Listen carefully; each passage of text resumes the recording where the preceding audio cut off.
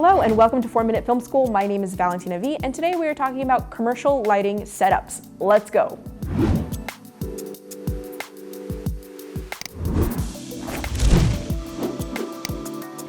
I'm here with commercial cinematographer Dave Cortez. He's worked with a lot of cool artists, Trippy Red, Churches, Marshmallow, and today we're talking about corporate lighting or commercial lighting. Specifically, these kind of shots you would see in an infomercial, in a corporate video, in an interview, and also I noticed that all of these shots have a big window source in them. What do we have to kind of keep in mind when working with windows? It's a good rule of thumb to use the window as your key or an augment from that and then just wrap the source around talent. But the more windows you have, the more light you have coming in, the more lights you need to bring in to make up for that extra exposure. It's also okay to let your windows blow out if you need to, just to make sure that it's matching the look that you want. All right, so let's go take a look at our first setup.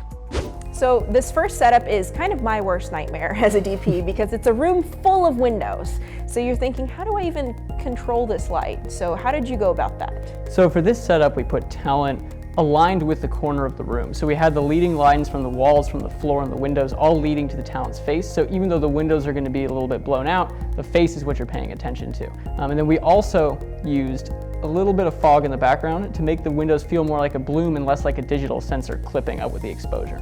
So as far as lights that you then brought into the scene, what was the first light? So we used a 120D2 with a light dome 2, and that was just rimming her as if it was coming off the windows behind her. We still needed a lot of light to fill in her face to make sure that she stood out with the bright windows behind her. So we brought in 4 300Ds, which we put onto one stand, and then that went through a 4x frame of opal, and then that itself went through an 8x frame of magic cloth, and that was right next to the talent.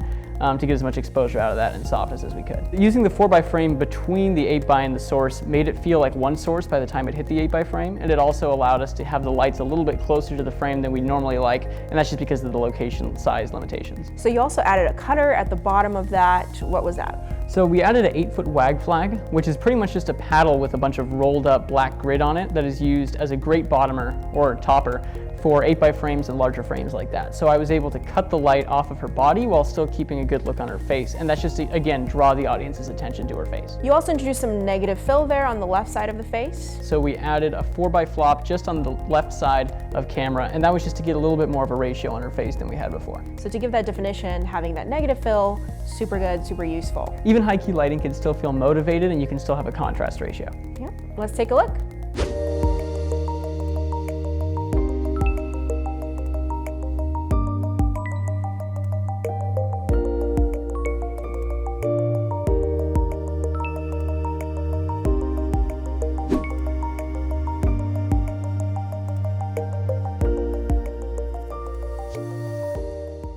So this is our last setup, and it's actually the easiest, I think. It's a over-the-shoulder interview setup with, again, the window is in the frame, but the window itself isn't doing much. So how do you augment that window? Right, so when we started off with this, we put an ND6 on the front of the lens, and we also stopped down a little bit, so that means that everything outside of the window was exposed. Then we used our lights to match that. So we brought in a 300D with a light dome 2. Also, it had the control grid in front as well as diffusion, and that was just boomed out behind her, giving a bit of a rim from behind and also acting as the key. And then you had another light, a 120D with a light dome off right, kind of behind our over-the-shoulder talent. Exactly, so that was just helping to wrap the light a little bit, and it gave a little bit of that Rembrandt triangle down here on her fill side, and then that was just supplementing the window that we had flagged off with a wag flag on camera right. Especially with interview lighting, it's really important to just build off of your environment and use what you already have. All right, let's take a look.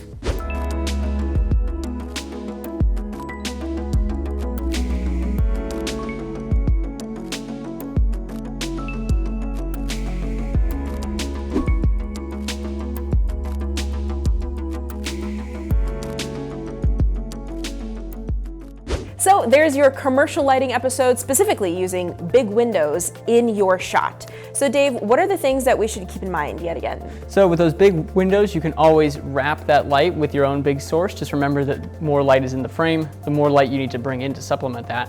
Also, don't be afraid to bloom those windows if it matches the scene. This brings me to our comment question. Do you know any scenes from a movie or a TV show that used huge windows as a light source? I want to know what it is and how they used it.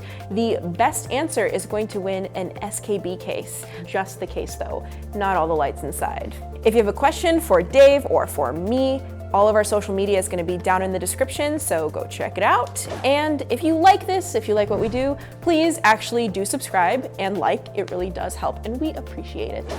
Other than that, have a great day.